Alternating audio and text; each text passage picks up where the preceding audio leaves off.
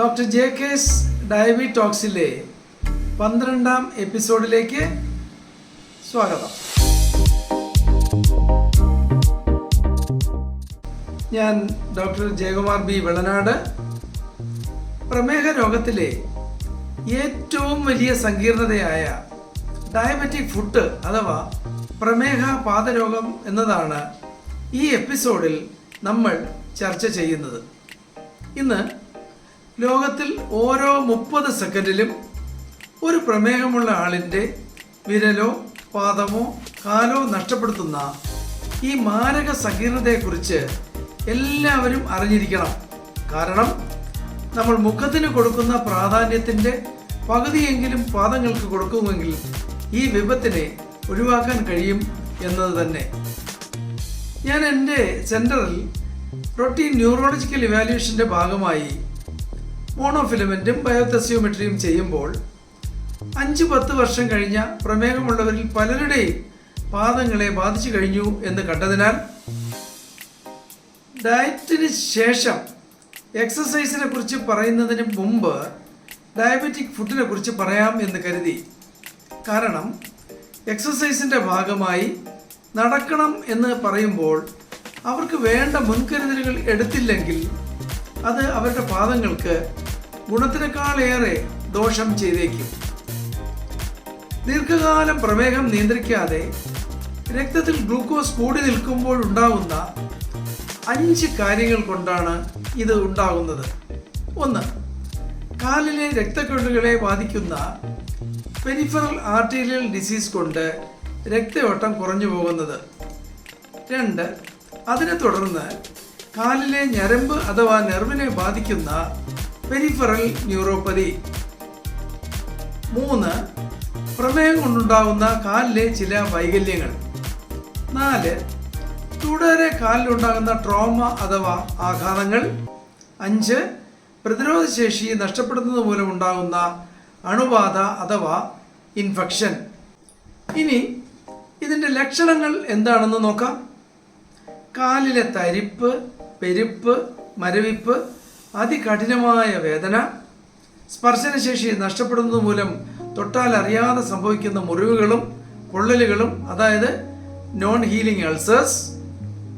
നേരത്തെ പറഞ്ഞ വൈകല്യങ്ങളും രോഗാണുബാധയും ഇതിനാക്കം കൂട്ടുന്നു. നടക്കാനുള്ള പ്രയാസവും പനിയും സെല്ലുലൈറ്റിസുമൊക്കെ ഇതിനനുബന്ധമായി കാണപ്പെടുന്നു. ഇനി ഇത് എങ്ങനെ വളരെ നേരത്തെ കണ്ടുപിടിക്കാമെന്ന് നോക്കാം.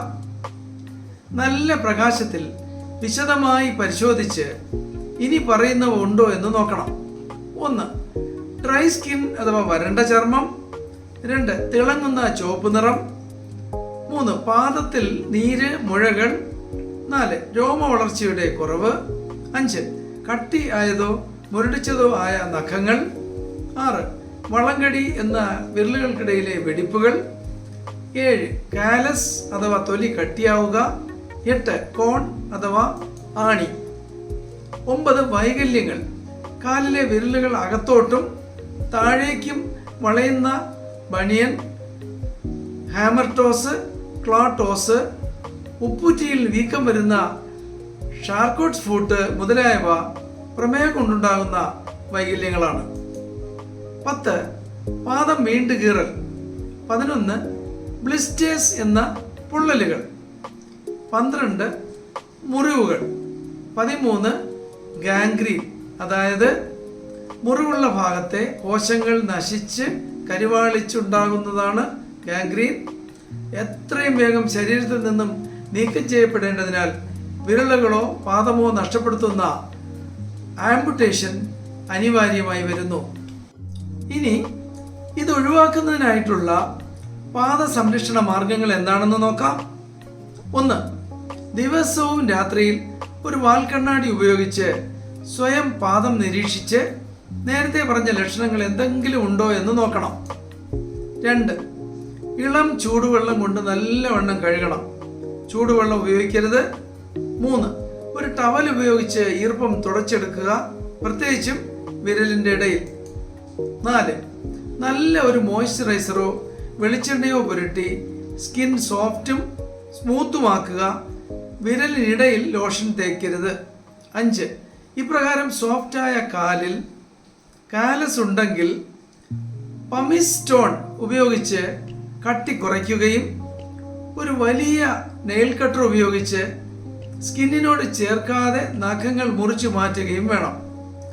ബ്ലൈഡോ കോൺ ക്യാപ്പോ ഉപയോഗിക്കരുത്. 6. വീട്ടിനകത്തും പുറത്തും നഗ്നപാതനായി നടക്കരുത്. ആവശ്യമെങ്കിൽ MCR മൈക്രോ സെല്ലുലാർ റബ്ബർ പോലുള്ള പ്രത്യേക പാദരക്ഷകൾ ഉപയോഗിക്കണം. ഷുഗർ കൃത്യമായി നിയന്ത്രിച്ച് നിർത്തുകയാണ് ആദ്യമേ ചെയ്യേണ്ടത്. കാരണം അതുകൊണ്ട് മാത്രമാണ് ഈ സങ്കീർണത ഉണ്ടാകുന്നത്. Prevention is better than cure. അതായത് ദിവസേന സ്വയം പരിശോധനയ്ക്ക് പുറമെ വർഷത്തിൽ ഒരിക്കലെങ്കിലും പ്രമേഹ രോഗ വിദഗ്ധരെ സമീപിച്ച് രക്തയോട്ടം സാധാരണ നിലയിലാണോ എന്നുള്ള പരിശോധനകളും മോണോഫിലമെന്റ് 10 ഗ്രാം മോണോഫിലമെന്റും ബയോതെസിയോമെട്രിയും ഉൾപ്പെടെയുള്ള ന്യൂറോപ്പതി ഇവാലുവേഷന് വേണ്ടിയുള്ള പരിശോധനകൾക്കും വിധേയമായി വളരെ നേരത്തെ തന്നെ ഇത് കണ്ടുപിടിച്ച് പ്രത്യേക പാദരക്ഷ ഉൾപ്പെടെയുള്ള മാർഗങ്ങളിലൂടെ നമ്മുടെ വിലപ്പെട്ട പാദങ്ങൾ സംരക്ഷിക്കണമെന്ന് അഭ്യർത്ഥിച്ചുകൊണ്ട് നിർത്തുന്നു. ഈ ചാനൽ സബ്സ്ക്രൈബ് ചെയ്യുകയും ഇഷ്ടപ്പെട്ടാൽ ലൈക്ക് ചെയ്യുകയും മറ്റുള്ളവരിലേക്ക് ഷെയർ ചെയ്യുകയും വേണമെന്ന് അഭ്യർത്ഥിക്കുന്നു. ലൈഫ് സ്റ്റൈൽ മോഡിഫിക്കേഷനിൽ ഡയറ്റിന് ശേഷം പ്രമേഹ നിയന്ത്രണത്തിനും ഡയബറ്റിസ് റിമിഷനുമായിട്ട് എക്സസൈസിൻ്റെ വീഡിയോകളുമായി ഉടൻ എത്തുന്നതാണ്. നന്ദി, നമസ്കാരം.